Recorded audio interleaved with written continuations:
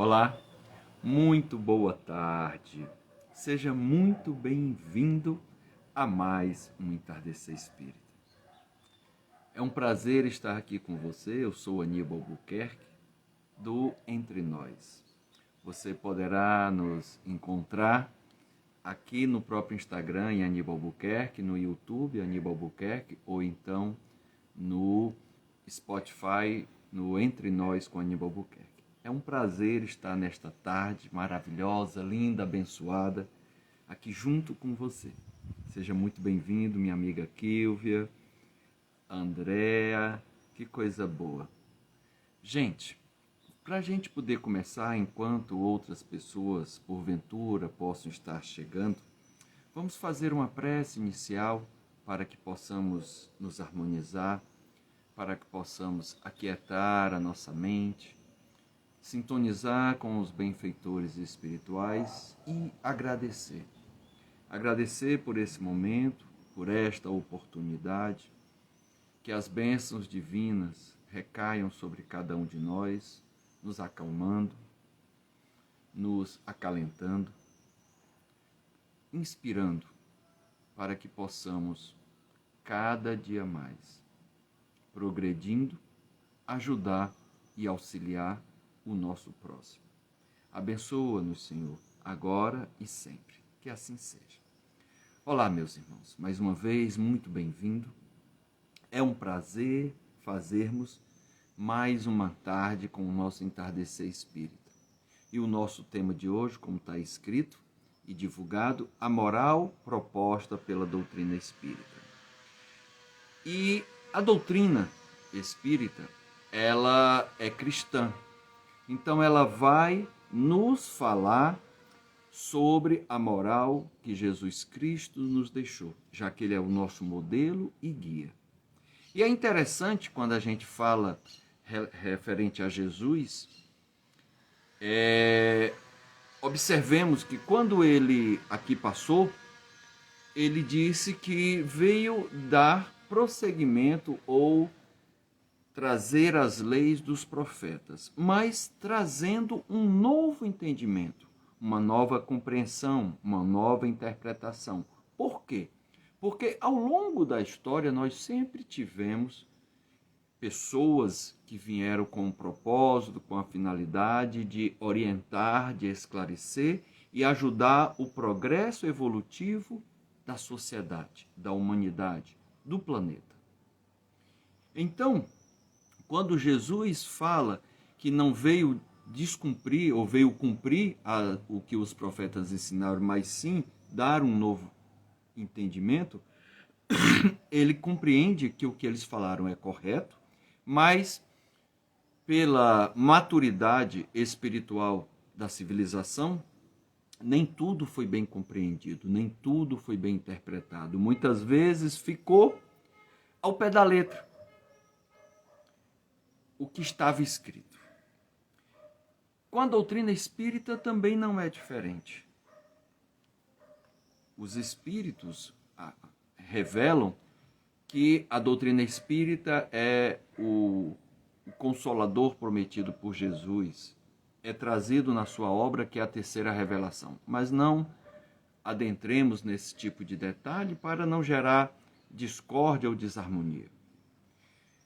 E seguindo a lei de progresso, onde a cada época nós progredimos individualmente e coletivamente, inclusive o planeta Terra também evolui, por isso que estamos num período de transição planetária, a doutrina espírita também, seguindo o ensinamento moral que Jesus trouxe, que já seguiu os profetas, vem trazer novas interpretações, novos entendimentos, vem ampliar a nossa visão do mundo espiritual e da moral, dos ensinamentos trazidos e revelados por Jesus e outros profetas, mas também verticalizar, aprofundar.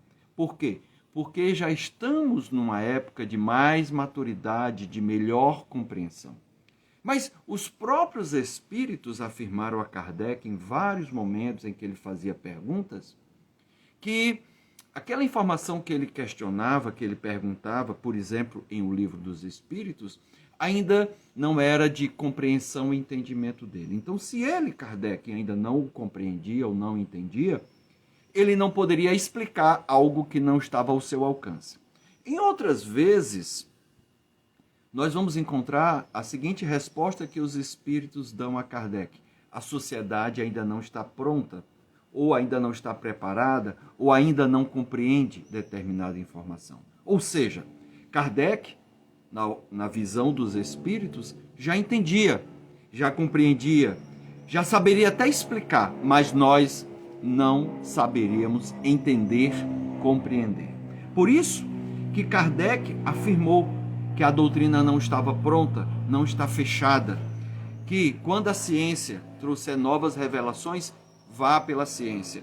Então, é uma obra que não está acabada porque ela vai sempre progredir. Nós temos uma base, um alicerce, mas em cima disso, novas revelações, novos conhecimentos vão sendo trazidos. Então, isso é fantástico, porque quando nós pegamos o tríplice aspecto que a doutrina espírita vem nos mostrar, trazendo o aspecto filosófico, o aspecto científico e o aspecto religioso, nós passamos a ter uma maior visão sistêmica do universo, de onde a gente veio, para onde nós iremos.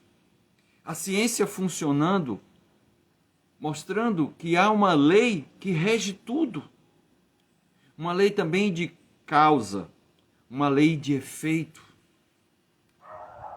Mostra também, fala-nos de livre-arbítrio. É tão interessante que, pelo aspecto filosófico, quando Kardec publica sua primeira obra, O Livro dos Espíritos, que contém não só o caráter filosófico, tem também o caráter moral, o caráter científico, e também a vida após a morte, porque ali ele traz de uma forma resumida em cada um dos livros, são 4 livros, 4 partes nesta obra, são 4 partes, ele traz de uma forma resumida o que ele procura verticalizar nas demais obras. Mas é interessante porque Kardec, quando começou a participar das reuniões mediúnicas, o nível de respostas que ele obteve, ele percebeu que ali estavam grandes revelações. Questões filosóficas que eram questionadas há muitos séculos, que tirou o sono de muitos filósofos.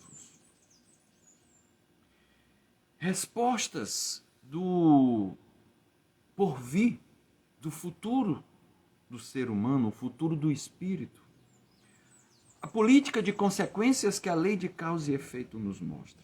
Então é muito interessante porque quando ele vem apresentar a obra O Evangelho segundo o Espiritismo, e essa obra não é o Espiritismo segundo o Evangelho de Jesus, mas sim o Evangelho de Jesus segundo o Espiritismo. Na sua apresentação desta obra, ele fala o seguinte, que esta obra pode se dividir, a vida na verdade, o que está no Evangelho de Jesus pode se dividir em 5 grandes partes. Uma delas seria os atos comuns da vida do Cristo. O dia a dia dele, as viagens, as peregrinações, por exemplo, a boda de Canaã, a cura de Lázaro, né? A ressuscitação de Lázaro e uma série de outras coisas do dia a dia da vida dele.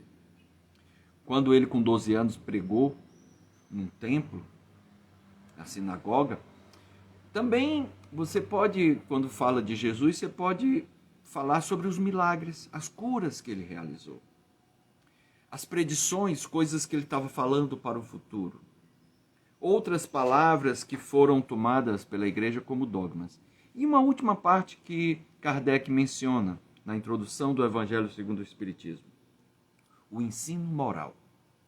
E ele afirma, Kardec afirma, que toda aquela obra, o Evangelho segundo o Espiritismo, certo? Tem como objeto exclusivo o ensino moral de Jesus. Por isso que eu afirmei que a moral proposta pela doutrina espírita está alicerçada nos ensinamentos do Mestre Jesus. E é assim, nesta obra que eu venho citando, o Evangelho segundo o Espiritismo, que a cada capítulo, Kardec vem trazer passagens do Evangelho de Jesus, depois faz comentários, aprofundando, como eu disse, verticalizando, e apresenta mensagens psicografadas pelos espíritos iluminados que ajudaram na codificação, aprofundando mais ainda.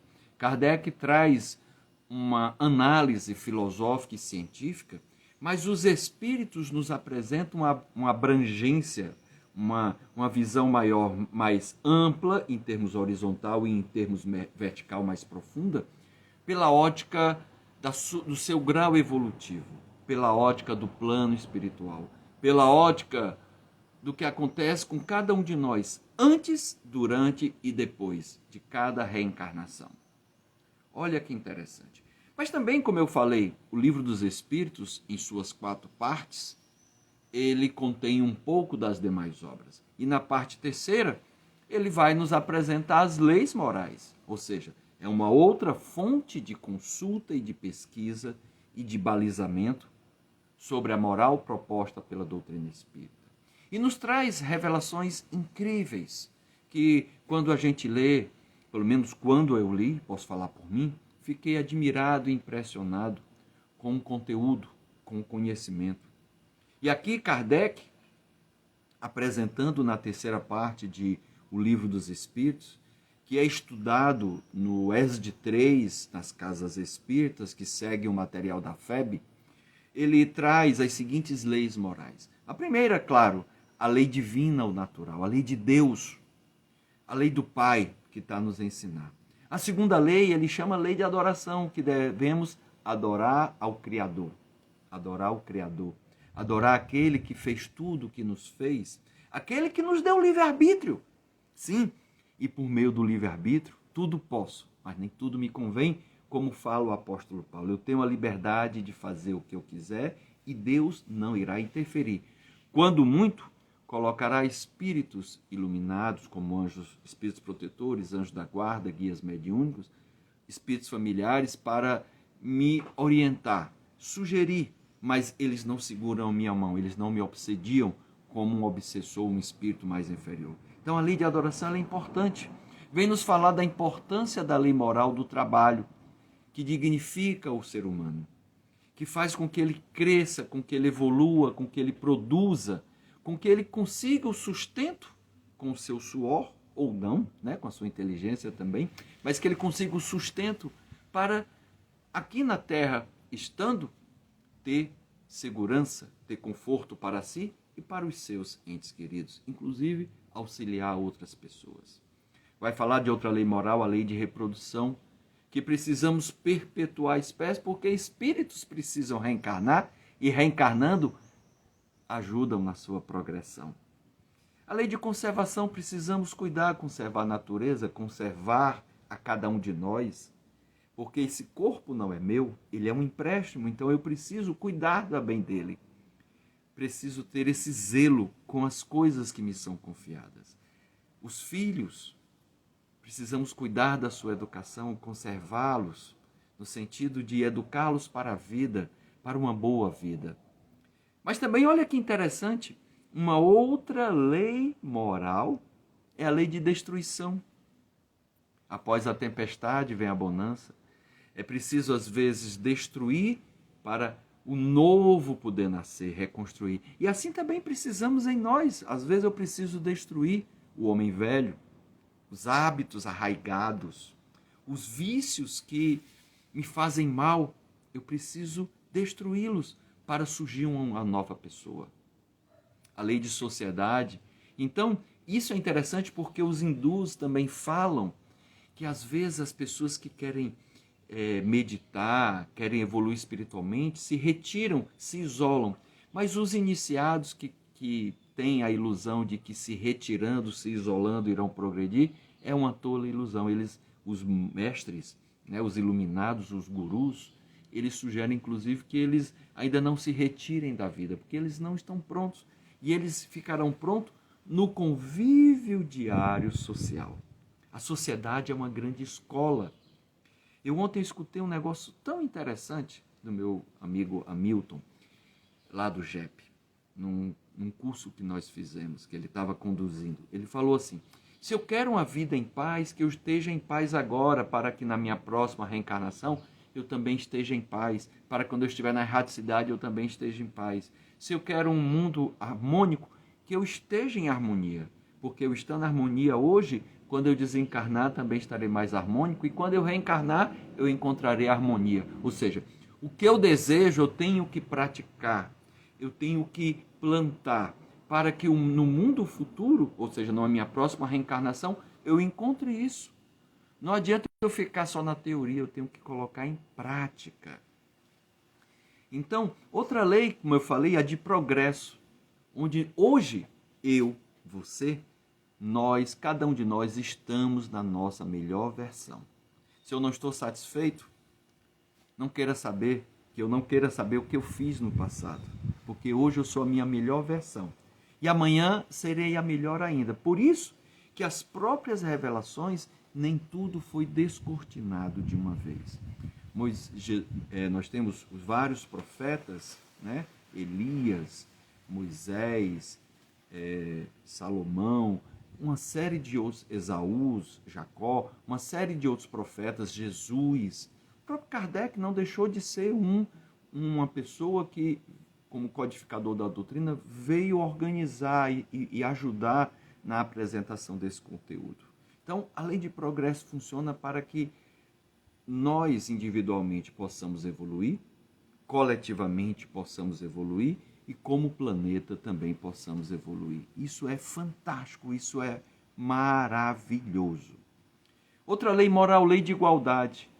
Somos irmãos, filhos de um mesmo Pai. Então, não devemos ser hostis.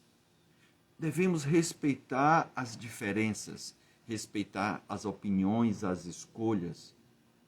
É com as diferenças que crescemos, que evoluímos, que começamos a construir pensamentos novos. Então, precisamos respeitar. Ninguém tem o direito de ridicularizar, desmoralizar e humilhar um irmão. Não. Somos todos iguais. E Jesus já mostrava isso. A doutrina nos fala que fora da caridade não há salvação. E a caridade não é só material. Há também a caridade moral. A caridade que respeita o outro, compreende as limitações do outro, compreende das escolhas e possa até lamentar, compreendendo que aquilo não é uma decisão adequada, mas cada um de nós estamos num grau evolutivo diferente. Temos reencarnações, já passamos por muitas, e não é a idade cronológica da matéria que nos define como idade ou maturidade ou evolução do espírito. A lei de liberdade. Não podemos tolher a liberdade do outro se expressar, desde que a sua expressão não seja violenta, que não seja agressiva. Mas o outro precisa se expressar por palavras, por atos, por obras. Agora, claro, ele é responsável pelo que ele está produzindo. A lei de causa e efeito vai funcionar. André Luiz, na obra Conduta Espírita, alerta para as pessoas que realizam produções em que a coletividade vai apreciar uma música, um livro, uma poesia, um teatro, um cinema, que imagens mentais ou que criações mentais a sua obra impressiona o outro. Se são coisas saudáveis, positivas, benéficas, ele tem méritos.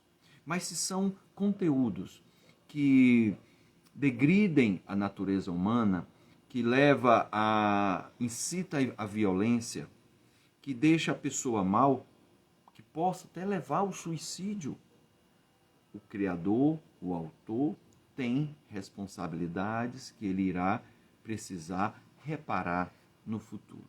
Então, que a gente possa entender. E por último, a lei moral mais importante também, de justiça, de amor e de caridade. Olha que interessante. Então, uma coisa, quando a gente fala da moral proposta pelo Cristo, ou pela doutrina espírita, que está fundamentada na moral do Cristo, mas ampliada, aprofundada, não que ele não tenha dito tudo, só que nós ainda não tínhamos ouvidos para ouvir bem, olhos para enxergar bem. Precisou, como ele disse, virá um Consolador no futuro para retirar o véu, para revelar e ter novas interpretações. Quando nós falamos que a doutrina nos apresenta isso, em nenhum momento a minha pessoa ou a doutrina está desmerecendo Jesus, já que ele é o nosso modelo e guia. Mas, na verdade, ainda não tínhamos ouvidos ou para ouvir e olhos para ver, compreender, bem compreendido. E é interessante que nós encontramos nas obras espíritas, como em outras obras, revelações ou aprofundamento do que está escrito que não passava, por exemplo, pela minha cabeça. Então, quando se fala da moral proposta pela doutrina espírita, ela é, ao mesmo tempo, fácil, mas ao mesmo tempo difícil. Como assim, Aníbal? Deixa de ser enigmático, deixa de complicar as coisas, mas sim, nós vamos entender, a gente está introduzindo, e eu tenho certeza que não concluirei esse conteúdo hoje, levarei ainda mais 2 ou 3 partes, né? Pelo menos mais 2 partes. Essa mais outras 2. A moral proposta pela doutrina espírita, ou por Jesus, é ao mesmo tempo fácil e ao mesmo tempo difícil. Por que ela é fácil? Porque o próprio Jesus afirmou que o jugo dele é suave e o fardo é leve. O jugo é justamente a submissão às suas leis, a obediência. Ou, como disse Emmanuel a Chico, disciplina, disciplina, disciplina. Então, quando Jesus diz que o seu jugo, ou seja, a submissão às leis, aos ensinamentos, a obediência ao que ele está ensinando, é suave, e que o fardo que ele coloca em nós para carregarmos é leve, e ele ainda afirma, pois eu sou dócil e manso. Olha que lindo. Por isso que é fácil. É fácil. Ele disse também, para mostrar que o seu jugo é leve e que o seu fardo é suave. Ele diz assim, pedi e obtereis. Ele está mostrando uma lógica em que quando eu ajo, quando eu quero, eu consigo. Desde que eu mereça. Então eu preciso fazer também por onde merecer. Desde que seja o melhor para mim, que eu saiba pedir bem. Ele também disse, buscai e acharás. Olha que interessante. Então, se eu procurar, e procurar é ação, é querer, é ir atrás, é ter vontade de ir atrás, que eu vou achar. Sabe quando eu estamos fuçando, querendo algo com muito fervor, com desejo, nós começamos a encontrar, nós começamos a descobrir as coisas, não é isso interessante? Ele também disse, batei a porta e ela se abrirá. E essa porta são os obstáculos, as dificuldades, as adversidades que passamos pela vida. É o desconhecido, para que nós possamos procurar, possamos conhecer, procuramos querer. Mas eu preciso agir, eu preciso querer fazer. E, aparentemente, essas 3 lições, essas 3 frases, essas 3 revelações são tão simples, mostrando o quanto é suave o seu jugo e o seu fardo, como é leve, que ele precisou repetir, enfatizar, ele precisou reforçar.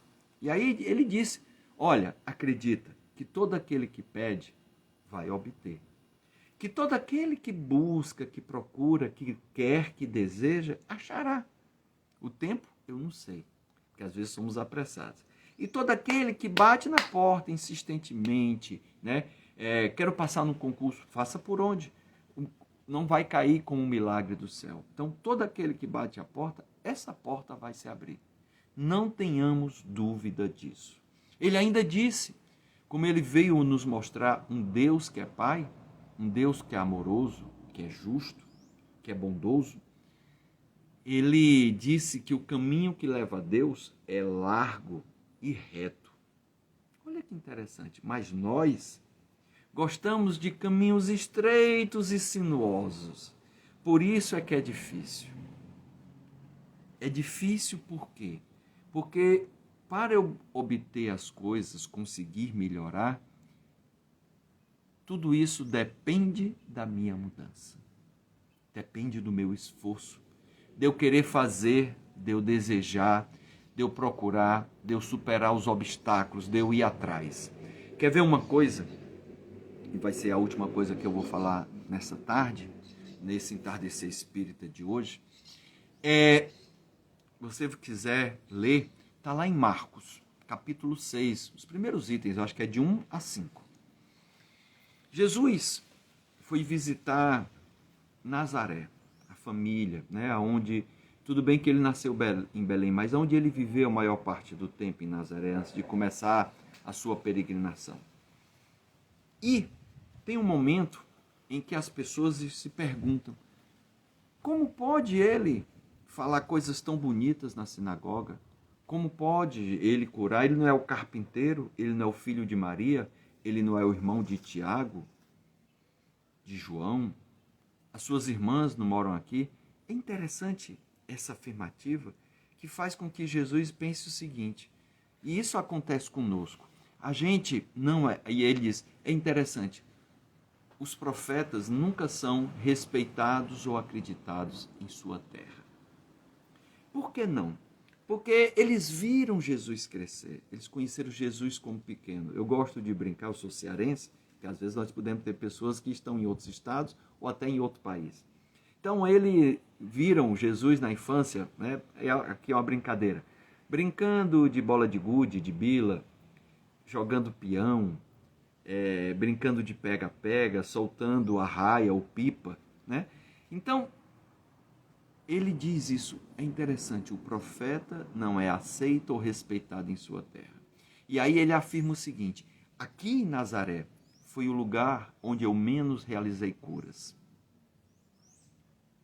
porque as pessoas não acreditavam em mim. Olha que interessante essa revelação que tem tudo a ver com o que a gente está falando até então. Porque eu preciso acreditar. Então Jesus tinha o potencial e a capacidade de curar qualquer pessoa, sem precisar que alguém pedisse. Mas ele gostava, ele sabia, ele entendia que eu preciso querer, que eu preciso procurar, que eu preciso bater a porta, que eu preciso ter vontade. Esse desejo ardente de conseguir, de ser mérito meu também. Ele compreendia isso. E assim o foi em todas as suas curas. As pessoas pediram por si, amigos pediram pelo outro, a cura do paralítico que é descido do telhado, o pedido de Jairo por sua filha, o pedido do centurião por um servo seu, que Jesus não vai nem na casa dele e é curado.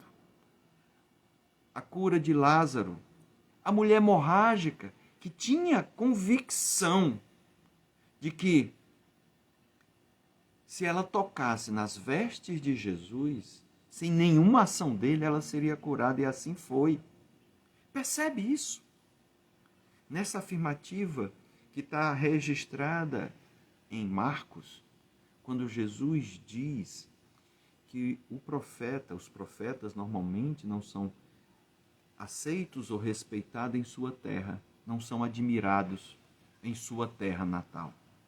E ele vai e afirma, dizendo que lá foi o local onde ele menos realizou cura, pela falta de fé das pessoas. Porque para elas, ele era um qualquer. Conheciam do dia a dia, do cotidiano, era um jovem que corria, que brincava, que tomava banho no lago, no rio, que trabalhava com carpintaria. Ele não era ninguém. Apesar deles verem que a sua palavra era bonita, que saberem que ele realizou curas, mas eles não tinham fé em Jesus. Então, que nós possamos compreender que a moral proposta pela doutrina espírita, e aí a gente vai continuar em outro encontro, em outra oportunidade, temos mais coisas a trazer. A moral proposta pela doutrina espírita está balizada, embasada na moral proposta por Jesus, pelo Cristo. Até porque ele é nosso modelo e nosso guia. Mas também ele traz que ele não veio destruir a lei nem os profetas, mas dar-lhe um novo sentido e significado, mostrando que também os ensinamentos trazidos antes dele também eram verdadeiros, também eram corretos, eram os ensinamentos revelados pela espiritualidade divina. Mas a nossa imaturidade, e eu me coloco nisso porque eu já tive outras reencarnações, eu já vivi na época do Antigo Testamento, já vivi na época do Novo Testamento, provavelmente devo ter vivido na época da codificação de Kardec e hoje estou aqui novamente.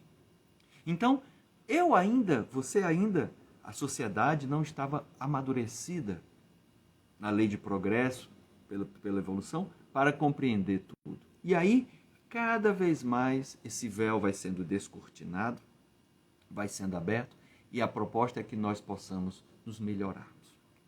Para que hoje eu possa construir o meu futuro para amanhã. Tanto quando eu estiver no plano espiritual, na erraticidade, quando eu desencarnar, mas também para as reencarnações vindouras, para o porvir. Meus irmãos, espero que você tenha aproveitado, tenha apreciado. Como eu já afirmei antes, não concluímos o tema aqui hoje. Na verdade, é uma introdução. Esse conteúdo vai ficar gravado e armazenado aqui no Instagram, mas eu também coloco no YouTube, em Aníbal Buquerque, e no Spotify, no Entre Nós com Aníbal Buquerque. Ficaria feliz se você deixasse seu comentário depois por lá, se você desejar compartilhar, deixar algum comentário, sugestões, ficaria muito feliz. Eu desejo uma paz, uma tarde, um resto de tarde abençoado, uma semana iluminada. Fica com Deus, que assim seja. Muita paz e muita luz. Amém.